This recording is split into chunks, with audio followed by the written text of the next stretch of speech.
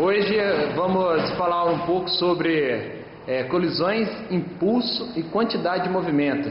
Também vamos mostrar algumas fórmulas, resolver alguns exercícios para melhor aprendizado.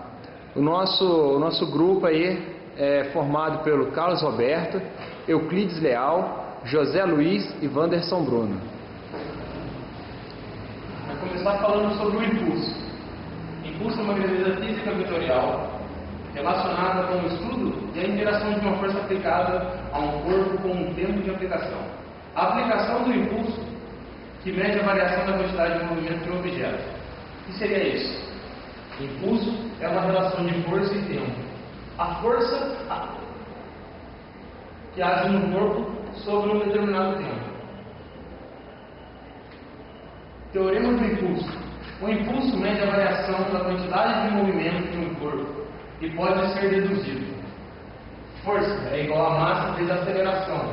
Ou, trocando a aceleração por ΔV por ΔT, ficaremos com força igual a massa vezes ΔV por ΔT. ΔV é o que? A variação da velocidade, V2 menos V1. E pegamos o ΔT, passamos para o outro lado, multiplicando a força. Ficaremos então com ΔT vezes a força e fazemos a distributiva da massa.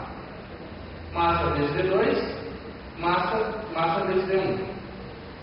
Finalmente temos que o ΔT vezes o F é o impulso, M vezes 2 é a quantidade de movimento 2, menos M vezes V1, quantidade de movimento 1.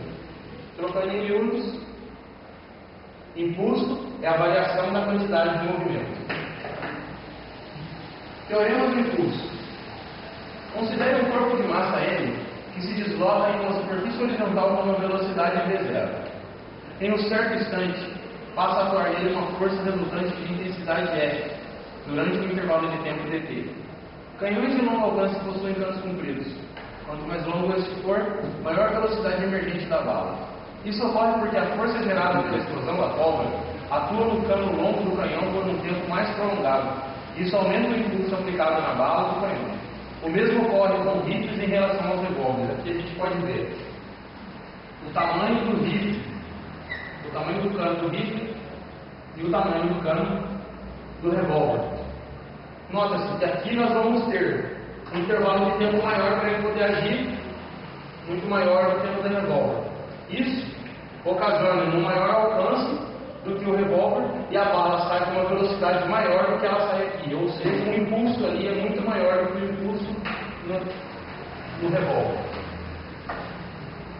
Um outro exemplo que a gente pegou aqui para facilitar o aprendizado é o canhão utilizado por Hitler na Segunda Guerra Mundial, chamado de Schwerer-Gustav.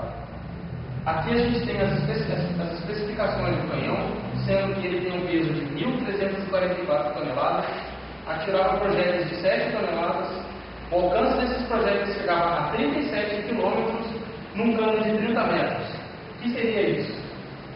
A força com que o canhão atirava os projéteis de 7 toneladas agia sobre um cano de 30 metros. Então nós temos que o impulso é igual à força vezes o ΔT. Teremos um canhão em 30 metros, então um tempo muito maior para a força agir sobre o projétil, ocasionando um alcance de 37 km. Teorema do impulso. Quando a força aplicada não for constante ao longo do tempo, a intensidade do impulso pode ser calculada através da área do gráfico, força por tempo, com o eixo do tempo conforme a seguir. Força por tempo. A área do trapézio aqui formado é o impulso, que é a relação de força por tempo. Temos aqui a força menor e aqui a força maior. Temos então o ΔT. Aqui temos o tempo 1 e o tempo 2, onde a força começa a agir e onde a força para. Então a forma do impulso seria força vezes ΔT. Claro que esse gráfico aqui seria um gráfico fácil da gente achar o impulso, pois a gente poderia calcular a área do trapézio, que seria dada por base maior mais base menor vezes a altura dividido por 2, onde base maior seria a força maior, a base menor seria a força menor, a altura seria a variação de tempo dividido por 2. Acharíamos então o impulso nessa situação. Para gráficos onde a gente não tem uma área perfeita, a gente aplica a fórmula. Impulso é a integral da força vezes a derivada de tempo. Quantidade de movimento. Sempre que houver uma interação entre os corpos, sendo que ao menos um deles esteja em movimento ou adquira um movimento, a determinação da quantidade de movimento e do impulso é importante para o estudo dessa interação. O que a gente pode concluir com essa frase? Que nem sempre os dois corpos precisam estar em movimento. Apenas podemos ter um corpo parado e o outro indo na direção do outro corpo, vai haver um choque. E também podemos ter a situação em que os corpos vão se encontrar havendo um choque também. A quantidade de movimento é uma grandeza vetorial, determinada pela massa do corpo multiplicada por sua velocidade. Como a massa é uma grandeza escalar, o vetor quantidade de movimento será paralelo ao vetor velocidade, tendo a mesma direção e sentido. O que a gente pode concluir com essa última frase?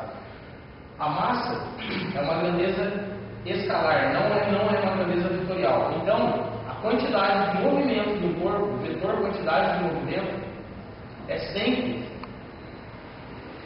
paralelo à sua velocidade. Então, se temos a velocidade para o lado direito, a quantidade de movimento certamente está para o lado direito. Diferente de casos como temos uma velocidade para o lado direito e um corpo está em desaceleração. Então, temos o vetor aceleração no sentido contrário, oposto ao da velocidade. Embaixo temos a fórmula da quantidade de movimento. Quantidade de movimento é a massa do corpo vezes sua velocidade. Quantidade de movimento, massa e vetor velocidade. Colisões. As colisões podem ocorrer de duas maneiras distintas, dependendo do que ocorre com a energia cinética do sistema antes e depois da colisão. Colisões elásticas, onde a energia cinética 1 é igual à energia cinética 2. Quantidade de movimento 1 é igual à quantidade de movimento 2. Colisões elásticas, a energia cinética antes do choque é igual à energia cinética depois do choque. A quantidade de movimento antes do choque é igual à quantidade de movimento depois do choque. Colisões inelásticas, a energia cinética antes do choque é muito maior. Temos uma perda muito considerável de energia cinética, mas a quantidade de movimento permanece inalterada. A aplicação imediata dos conceitos de quantidade de movimento e impulso e do teorema do impulso é na análise de choques entre corpos. Em qualquer choque entre dois ou mais corpos, se considerarmos o sistema composto apenas por eles, sistema fechado, portanto, sem a existência de forças externas ao sistema, haverá sempre a conservação da quantidade de movimento. Nesses casos, a gente não pode considerar forças externas agindo sobre os corpos, somente a velocidade e massa dos respectivos, desconsiderando quaisquer forças externas que possam interferir nos corpos. Colisões inelásticas. Quando, por exemplo, dois corpos se chocam e continuam um movimento livre, verifica-se o chamado choque perfeitamente inelástico, que seria um corpo parado ou corpos indo na mesma direção para onde vai haver um choque. Após esse choque, os corpos continuam unidos num só sentido. Essa é a chamada colisão perfeitamente inelástica. Neste caso, embora a quantidade de movimentos se conserve, vamos ter a mesma quantidade de movimento, existe uma significativa perda de energia cinética do sistema, como vimos no slide anterior. Colisões inelásticas, a quantidade de movimentos se mantém, mas a energia cinética tem uma perda considerável. Na figura 1 aqui, a gente tem um exemplo de colisão inelástica aplicado no nosso dia a dia. Quando há uma colisão, o airbag é acionado automaticamente para a proteção. E aqui um outro exemplo de colisão inelástica, onde tem deformação dos corpos, e nesse caso, por exemplo, o carro parou na parede, é um exemplo de colisão inelástica. Se por outro lado, agora colisões elásticas, se por outro lado o choque ocorre sem deformações permanentes, pode ser classificado como um choque perfeitamente elástico. Neste caso, existe conservação da quantidade de movimento, bem como na energia cinética. Dois slides anteriores a gente viu. Quando há conservação da energia após o choque, temos a colisão, chamada de colisão elástica. Não há deformação dos corpos, não necessariamente os corpos, quando após a colisão, não saem em movimento, não saem juntos no movimento. Temos a conservação da energia cinética. Coeficiente de restituição. Para o estudo dos choques, definimos o conceito de coeficiente de restituição, que seria velocidade V menos velocidade A, velocidade A menos velocidade V, onde o E, coeficiente de restituição, VB, velocidade do corpo depois da colisão, velocidade A, VA, velocidade do corpo A depois da colisão, e as variáveis de baixo são as velocidades dos corpos antes da colisão. O numerador representa a velocidade de afastamento entre os corpos, ou seja, a velocidade com que se afastam um em relação ao outro. O denominador representa a velocidade de aproximação entre eles. Essas velocidades são antes do choque. Essas velocidades são após o choque. Para colisões elásticas, o coeficiente sempre será 1, pois a energia cinética se mantém, a quantidade de movimento e a quantidade de movimento se mantém. Para colisões inelásticas, teremos um E maior que 0 sempre e sempre menor que 1, porque 1 seria uma colisão elástica e aqui temos colisões inelásticas. Ainda falando sobre o coeficiente de restituição. No choque perfeitamente elástico, não havendo deformações permanentes, a velocidade de afastamento será igual à de aproximação e, portanto, o coeficiente de restituição será 1. Estou falando no slide anterior. No choque perfeitamente inelástico, os corpos permanecem unidos, portanto, não se afastam um do outro. A velocidade de afastamento é 0 e, portanto, o coeficiente de restituição será igual a 0. Isso para casos onde, após a colisão, os corpos saem juntos. O caso é onde os dois se encontram e após o choque permanecem unidos, ou quando um está parado e após o choque eles permanecem unidos. Isso é um exemplo de colisão inelástica com coeficiente 0. Quando o coeficiente é diferente de 0 e temos uma colisão inelástica, a velocidade de aproximação é maior do que a velocidade de distanciamento. Nos choques parcialmente elásticos, a velocidade de afastamento será sempre menor que a de aproximação, como eu acabei de dizer. Portanto, de maneira geral, temos um valor de coeficiente de restituição compreendido entre 0 e 1, como demonstrado anteriormente. Aqui temos um formulário que também deve nos auxiliar nos próximos exercícios, que seria energia cinética. Aqui temos a fórmula da energia cinética. A fórmula da energia cinética seria meio da massa vezes a velocidade do corpo ao quadrado. Então, a energia cinética é lógica, sempre dada em joule. Energia potencial. Esse no caso de mola, né? A gente tem meio de K, que é a constante da mola, vezes x ao quadrado, que é a deformação que a mola pode alcançar, a constante da mola sobre 2. Essa é a fórmula da energia potencial da mola. Energia potencial gravitacional, mgh, massa vezes gravidade vezes a altura do corpo, que podemos concluir: quanto maior a altura, maior a energia potencial gravitacional.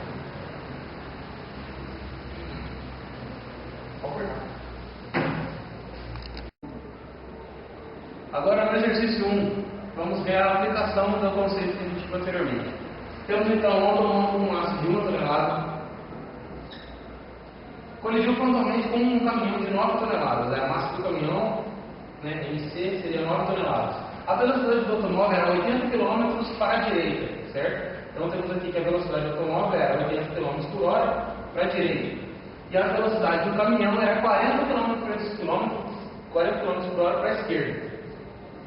Isso quer dizer que eles estão indo em direção ao outro, vamos se chocar. Após a colisão, os dois veículos permanecem juntos. Então, como eles permanecem juntos, temos uma colisão inelástica. 1. Determine a velocidade do conjunto caminhão e automóvel logo após a colisão. E 2. Responda se, em modo, a força devido à colisão que atuou sobre o automóvel é maior, menor ou igual àquela que atuou sobre o caminhão. Justifique sua resposta. Vamos lá? Temos quantidade de movimento antes é igual a quantidade de movimento depois. Então, a quantidade de movimento antes e seria a quantidade de movimento do automóvel. Massa 1, que seria 1 tonelada vezes a velocidade, que seria 80 km por hora. Massa 2 seria 9 toneladas, velocidade 2, 40 km por hora. Massa 1 temos também o automóvel, a velocidade é o que a gente quer achar. Massa 2 seria a massa do caminhão. Então vamos lá. Aqui a gente só substituindo pelos valores, chegaremos a essa expressão montada aqui.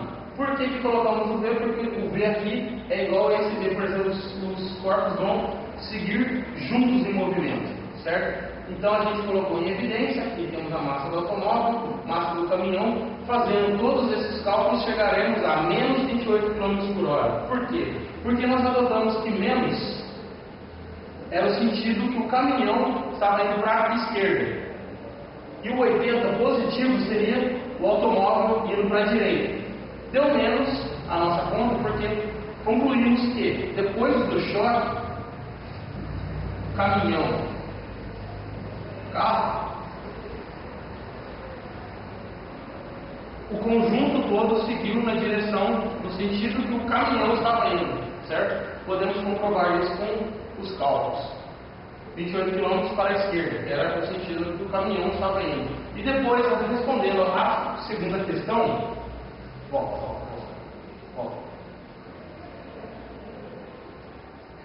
Sem modo, devido à colisão, vetor sobre o automóvel é maior, menor ou igual àquela vetor sobre o caminhão.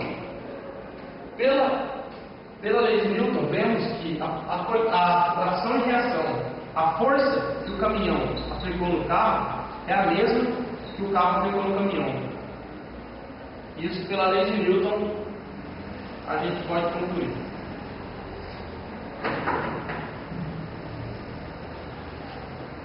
Agora no exercício 2, no esquema a seguir, temos MA, que é o bloco A, 1 kg. M2, MB, que é o bloco B, 2 kg. Não há atrito entre os corpos e o plano de apoio. A mola tem massa desprezível, então não vamos considerar a mola do sistema. Estando a mola comprimida entre os blocos, comprimimos a mola entre os blocos. O sistema é abandonado em repouso. A mola distende, a mola vai distender, empurrando os corpos um para cada lado. Por não estar presa a nenhum dos corpos, certo? A mola vai cair, pois a mola não está presa a nenhum dos corpos. A gente comprimiu, soltou, cada um foi para um canto. O corpo B adquire velocidade de 0,5 metros por segundo para a direita. Determine a energia potencial da mola no instante em que o sistema é abandonado livremente.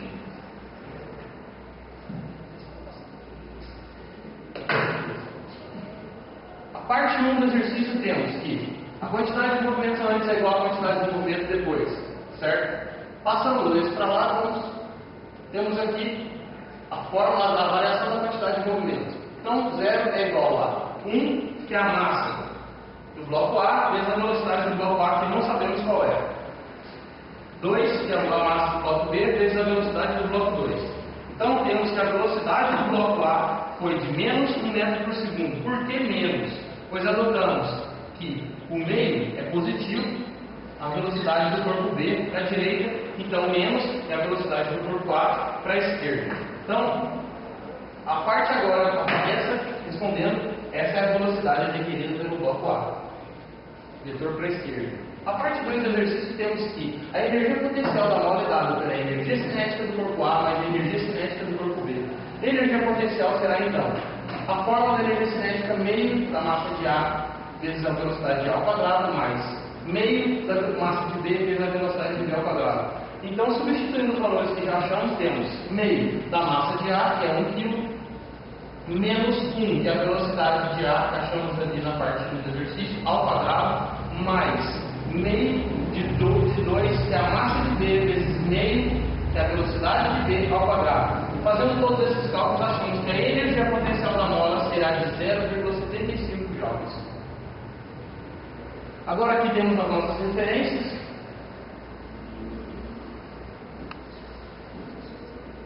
É isso.